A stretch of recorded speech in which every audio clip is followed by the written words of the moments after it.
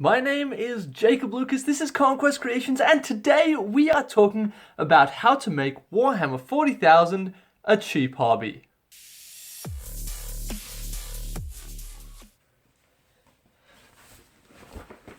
One thing holding a lot of people back from getting into Warhammer 40,000 is the cost. So I've put together a list of 6 things that you can do to make it cheaper. My favorite thing on the list is number 5, so please stay tuned to find out what that is.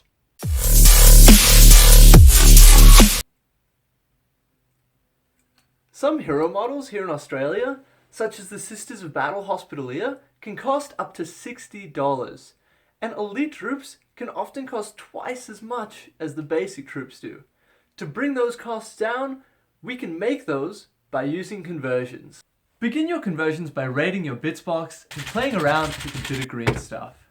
A little bit of work can go a long way to making unique characters or unique troops that are not only way cheaper, but they can also look cooler than the original models. Converting can be a whole entire another aspect of the hobby, just next to assembling or painting. If you feel a bit intimidated on where to begin with your conversions, check out my video on why you need to do bad conversions for the greater good to help give you some motivation to get started. Buy second-hand models. Now, this one might sound obvious, but it's really true. You're never going to get a better deal than the ones that you find on buy, sell, swap Facebook pages. I recommend starting out by jumping into the Wargamers buy, swap, sell page, and then having a look around for other swap pages that are local to your region. Now, you might find that sometimes it's hard to get what you're looking for if you're looking for one specific thing in particular. Buy, sell, swap pages are great if you're looking to pick up a whole entire army or a large section of someone's collection. I got this whole entire box of second-hand models that has over 70 Space Marines in it and 40 Terminators, all for $150 Australian from a second-hand swap meet.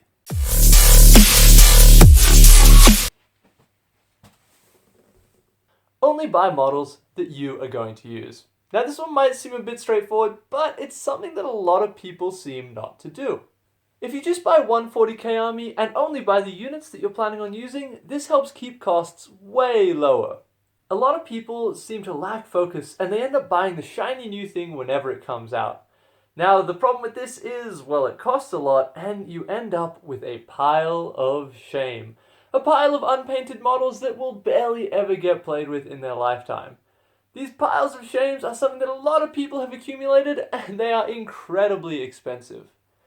It might take a bit more discipline, but just think through what you're going to buy a bit more carefully, and I think that'll result in you saving a lot of money from buying things that might have just ended up in the pile of shame. It's not expensive to buy one 40k army, but it is expensive to buy a whole bunch of random stuff that you're never going to use. Guys, we've made it, okay? This is that part in the video where you just smash that subscribe button.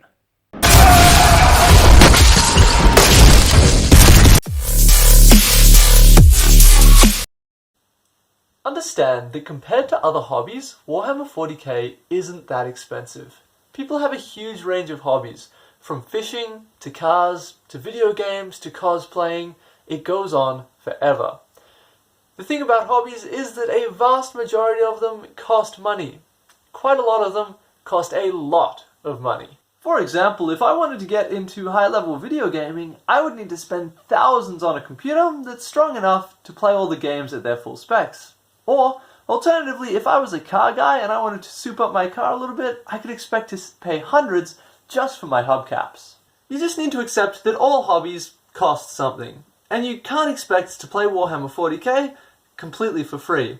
Once you've accepted that and you've looked at the other hobbies that you could be doing, it'll make it a lot easier to be happy to spend that money.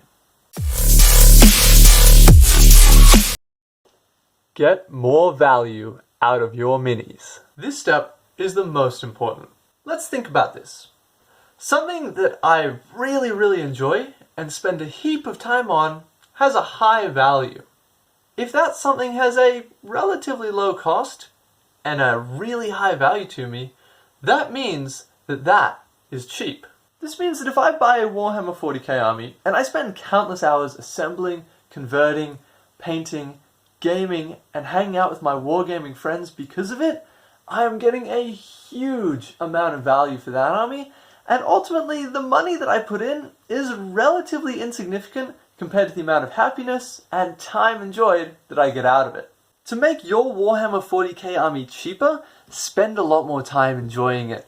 Put the time into painting it into something that you're proud of, and spend time at your gaming club as often as possible to get as many games in as you can. All of this makes its value skyrocket. The worst thing that you could possibly do is get an army and play 1 or 2 games with it and then put it to the side. That is getting almost no value out of that army, and of course that's going to make it expensive.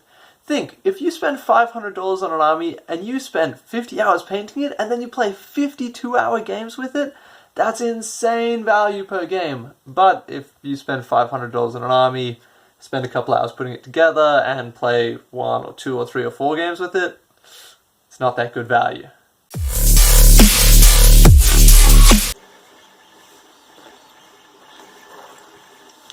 If you're looking to get into another hobby, 3D printing is the best hobby to accompany Warhammer 40,000.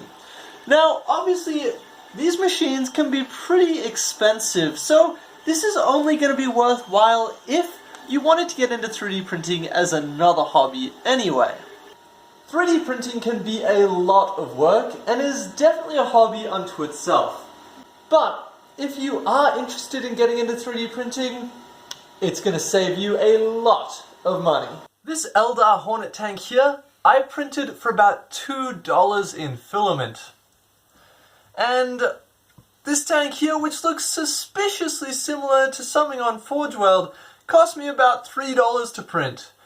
On Forge World, the tank that it looks suspiciously similar to was $260. There are heaps of free files online from websites like Thingiverse or Cults3D that allow you to find similar things to the Warhammer 40k models. One caveat is that you definitely need to be a much more experienced modeler to be able to make these vehicles look good. The printer has print lines on it, so it's a bit of work and it takes a bit of getting used to, so I wouldn't recommend this for beginners. Now, if you're someone that's already into 3D printing and you want to dabble into 40k just to see what it's like, what I recommend doing is making a Tiny Hammer army. Tiny Hammer is Warhammer 40k, except played in 6mm scale. You'll be able to print off an army for you and your friend in just a couple days and be playing 40k. The only change to the rules is that all measurements are halved. That has been all from me for today, guys. I hope that you found this list of tips helpful. If there's anything that I left off that you use to save a lot of money, please leave a comment down below. Also, if there's any content that you want to see in the future, leave a comment letting me know what it is.